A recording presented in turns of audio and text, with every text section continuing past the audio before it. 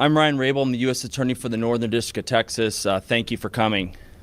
This week, 9 individuals, including well-known musical artists, kidnapped and robbed at gunpoint numerous victims at a music studio in Dallas, Texas. 8 of the 9 were arrested yesterday in Dallas, Memphis, and Nashville. These individuals who are charged and arrested include Lontrell Williams Jr., also known as Pooh Shiesty, Lontrell Williams Sr., Rodney Wright Jr., also known as Big 30, Kadarius Waters, Demarion Gibson, DeMarcus Glover, Corday Johnson, Darian McDaniel, and Terrence Rogers has not been arrested yet, but will be soon. The complaint alleges that on January 10th of this year, 3 music industry professionals traveled to Dallas for a scheduled business meeting. Lontrell Williams Jr. arranged this meeting purportedly to discuss the terms of his recording contract with one of the victims. As alleged, once these 3 men were inside the recording studio, Williams Jr. and 8 co-conspirators, several of whom traveled from Memphis, Tennessee, executed a coordinated armed takeover. As alleged, Williams Jr. produced an AK-style pistol and forced one of the victims to sign a release from the recording contract at gunpoint. The remaining conspirators displayed firearms and robbed the other victims of Rolex watches, jewelry, cash, and other high-value items. One of the victims was actually choked by one of the defendants to the point of near unconsciousness. Defendant Wright barricaded the studio door with his body to prevent the victims from escaping. The ringleader of the conspiracy, Lontrell Williams Jr., was on home confinement at the time of the offense, as alleged, for a prior firearms conspiracy charge and conviction out of the Southern District of Florida. Towards the end of his prison sentence, he had been granted home detention. Part of the terms of his home detention were that he would not commit another federal offense or possess a firearm.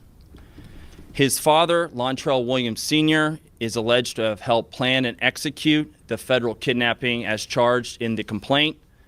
And as described further in the complaint, within hours of leaving the Dallas studio, a number of the defendants were on social media displaying some of the items that appeared to be the jewelry that had been robbed from the victims. The charging document outlines some of the evidence, just some, establishing the defendants' roles in the federal offense. This is as follows: electronic monitoring data placing Williams Jr. at the offense location, which would put him in violation of his home detention conditions. Cell phone records and license plate reader data corroborating the coordinated travel of multiple defendants from Memphis, Tennessee to Dallas. Rental car records confirming Williams Sr. rented a vehicle that was used by the group. Surveillance footage from the offense location, a nearby office supply store, and a hotel where several of the defendants stayed following the offense. Fingerprint evidence as well that was recovered from the crime scene, matching at least 2 of the defendants. Social media posts by defendants displaying what appears to be stolen property just in the days following the offense.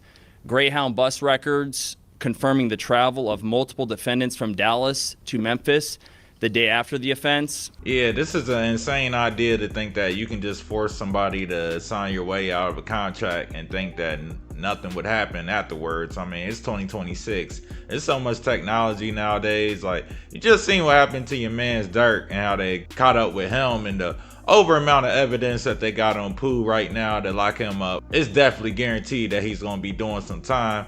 And before y'all go around saying that Gucci man snitched, this, that, and the third, you know, they said that Gucci's security was an off-duty officer, and you know, a lot of times you got people that work security jobs, they do other jobs outside of that, so it's not uncommon for somebody in law enforcement to go and do security. It also goes to show that anybody can get it. You know, I know everybody looks at Gucci man as invincible, untouchable, this, that, and the third, but that just goes to show anybody can get it now.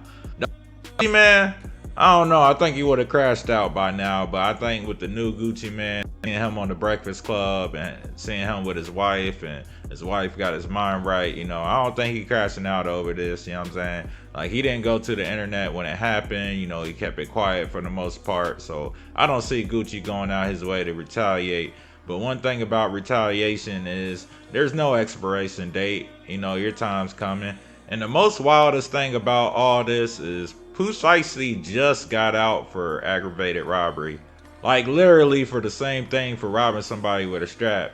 And to go out there and do the exact same thing when you just got out, oh man, they about to hit him with some football numbers, you hear me? But let me know down below what y'all think's gonna end up happening. And of course, if you like the video, make sure you like and subscribe.